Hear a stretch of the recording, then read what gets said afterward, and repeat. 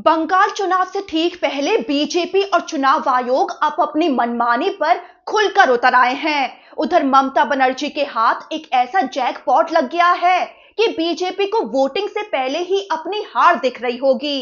तो जहां बीजेपी और चुनाव आयोग खुलकर मनमानी के चलते फंस गए हैं, एक तरफ चुनाव आयोग को हाई कोर्ट ने खरी खोटी सुना डाली है, तो दूसरी तरफ बीजेपी सुरक्षा बलों के सहारे वोटर्स पर दबाव बनाती पकड़ी गई है, जिसके बाद फिर से मामला मुख्य चुनाव आयुक्त ज्ञानेश कुमार तक पहुंच गया है। साथ ही आपको ये बताएंगे कि वो कौन सा जैकपॉट है जो ममता के हाथ लग गया है, बीजेपी ने कैसे अपने ही पैर पर कुल्हाड़ी मार ली है। चलिए आपको इस खास रिपोर्ट में पूरा चुनावी माहौल विस्तार से समझाते हैं। सबसे पहले बात करते हैं कि कैसे सुरक्षा बलों के सहारे बीजेपी वोटर्स पर दबाव बनाती एक्सपोज हो गई है। तो वोटिंग से ठीक पहले ममता की पार्टी टीएमसी ने एक वीडियो जारी करते हुए बड़ा दावा कर डाला और चुनाव आयोग का दरवाजा खटखटा दिया।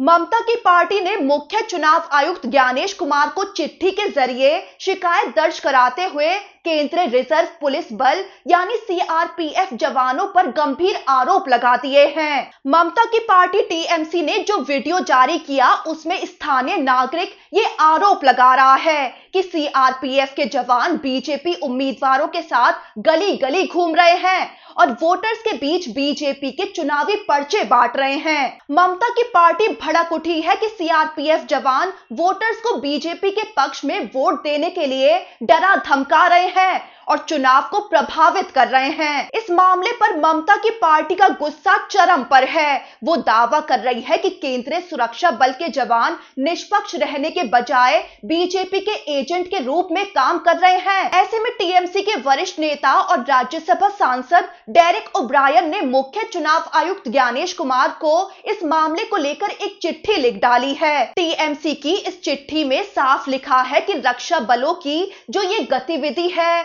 यानी जिस तरह वो गली गली बीजेपी उम्मीदवारों के साथ घूम रहे हैं, वोटर्स को पर्चे बांट रहे हैं, बीजेपी के पक्ष में वोट देने के लिए कह रहे हैं, ये सीधा फोर्स डिप्लॉयमेंट इन इलेक्शंस मैनुअल 2023 के साथ साथ जनप्रतिनिधित्व अधिनियम 1951 और भारतीय न्याय संहिता की धारा 174 का सीधा उल्लंघन है। ममता की पार्टी ने इसे लोकतांत्रिक प्रक्रिया में अनुचित प्रभाव और आपराधिक धमकी करार दिया है। वहीं ममता की पार्टी ने बिना किसी दबाव के और साफ सुथरा चुनाव सुनिश्चित कराने के लिए चुनाव आयोग से 3 मांगे कर डाली हैं।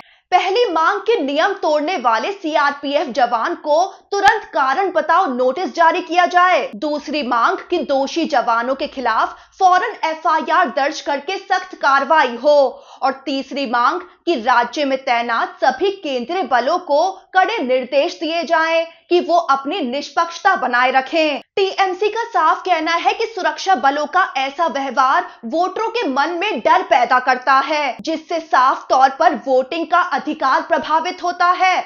अब चुनाव आयोग इस पर कोई एक्शन लेता भी है या नहीं, ये बड़ा सवाल बना हुआ है, क्योंकि टीएमसी लगातार बीजेपी की साजिशों का पर्दाफाश करती आ रही है। अब तो खुलकर स्थानीय नागरिक ने ही ये बता दिया है कि सीआरपीएफ जवान बीजेपी के लिए वोट करने का दबाव बना रहे हैं। ऐसे में मुख्य चुनाव आयुक्त ज्ञानेश कुमार इस पर कोई एक्शन लेते हैं या नहीं, या हमेशा की तरह टीएमसी की चिट्ठी पर मौन धारण करे रहेंगे। अब आते हैं कहानी के बड़े दिलचस्प हिस्से पर कि कैसे बीजेपी का वादा उसी के गले की फांस बन गया है और ममता दीदी का जैकपॉट लग गया है। दरअसल बंगाल में बीजेपी का यूसीसी कानून को लेकर किया वादा और एसआईआर से वोटर लिस्ट वाला विवाद अब उसी के लिए मुश्किल बनता दिख रहा है। हुआ ये कि बंगाल की राजनीति में 1 महीने पहले तक जो तस्वीर धुंधली पड़ती दिख रही थी, वो अब अचानक पूरी तरह साफ होने लगी है। विश्लेषकों का कहना है कि टीएमसी का वो अल्पसंख्यक वोट बैंक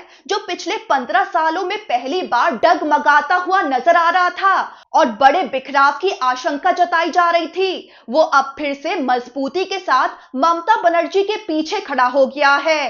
किसी चट्टान की तरह एकजुट हो गया है। दिलचस्प बात यह है कि इस बदलाव के पीछे ममता का हाथ तो है ही, लेकिन बीजेपी की गलतियां सबसे ज्यादा वजह है। दरअसल माहौल में ये बड़ा बदलाव उस वक्त देखने को मिला जब बीजेपी ने अपने चुनावी घोषणा पत्र में ये ऐलान कर दिया कि सत्ता में आने के 6 महीने के अंदर समान नागरिक संहिता यानी यूसीसी लागू कर दिया जाएगा। बीजेपी इसे सभी नागरिकों के लिए एक समान कानून बता रही है, लेकिन अल्पसंख्यक संगठनों ने इसे अपने धार्मिक पहचान और पर्सनल लॉ में दखल के रूप में लिया है। कोलकाता के नखोदा मस्जिद के इमाम मौलाना मोहम्मद शफीक कासमी तक ने साफ कह डाला कि यूसीसी की चर्चा ने मुसलमानों के बीच गहरी बेचैनी पैदा कर दी है। अब उन्हें ये लग रहा है कि ये सिर्फ विकास की लड़ाई नहीं रही है, बल्कि अपने संवैधानिक अधिकारों और पहचान को बचाने की जंग बन गई है। ऐसे में मुस्लिम वोटर्स अब किसी और की तरफ झुकने के बजाय ममता के लिए एकजुट होकर वोट करने वाले हैं, इस डर से कि बीजेपी ना जीत जाए। लेकिन कहानी यही खत्म नहीं होती है। इस पूरे घटनाक्रम में एक और बड़ा मोड़ तब आया जब स्पेशल इंटेंसिव रिवीजन यानी एसआईआर प्रक्रिया के तहत वोटर लिस्ट से बड़े पैमाने पर नाम हटाए गए। आंकड़े बताते हैं कि 91 लाख से ज्यादा वोटर्स के नाम लिस्ट से हटा दिए गए और इनमें सबसे ज्यादा मुस्लिम समुदाय के नाम बताए जा रहे हैं। मुर्शिदाबाद, मालदा और उत्तर व दक्षिण 24 परगना जैसे मुस्लिम बहुल इलाकों में इसने डर का माहौल बना दिया है और यही डर धीरे धीरे एकजुटता में बदल गया है, जहां लोग किसी नए विकल्प के बजाय ममता की पार्टी को ही अपना सबसे सुरक्षित सहारा मान रहे हैं। इसी बीच जो तीसरा मोर्चा बनता हुआ दिख रहा था वो भी अचानक बिखर गया है। मार्च तक Indian secular front, Asaduddin Owaisi की एआईएमआईएम और हुमायूं कबीर की एजेयूपी मिलकर एक स्वतंत्र मुस्लिम नेतृत्व की बात कर रहे थे। माना जा रहा था कि 110 से ज्यादा मुस्लिम बहुल सीटों पर यह दल ममता की पार्टी को कड़ी टक्कर देगा, लेकिन ओवैसी की पार्टी और हुमायूं कबीर की पार्टी का गठबंधन अचानक टूट गया। इसके पीछे कारण भी दिलचस्प था कि जो मुस्लिम वोटर्स इस तीसरे मोर्चे को वोट देने का मन बना रहे थे वो अचानक ममता की तरफ झुक गए। दरअसल ममता की पार्टी ने हुमायूं कबीर से जुड़ा एक कथित स्टिंग वीडियो जारी कर डाला, जिसमें हुमायूं कबीर ये कहते सुनाई दे रहे हैं कि बाबरी मस्जिद बनने वाला मुद्दा उन्होंने बीजेपी के इशारे पर किया है ताकि मुस्लिम वोटर्स का बिखराव उनकी तरफ हो जाए और जिससे ममता बनर्जी को नुकसान हो जाए और बीजेपी को फायदा मिल जाए। इस वीडियो के बाद ओवैसी की पार्टी ने हुमायूं कबीर से गठबंधन तोड़ डाला।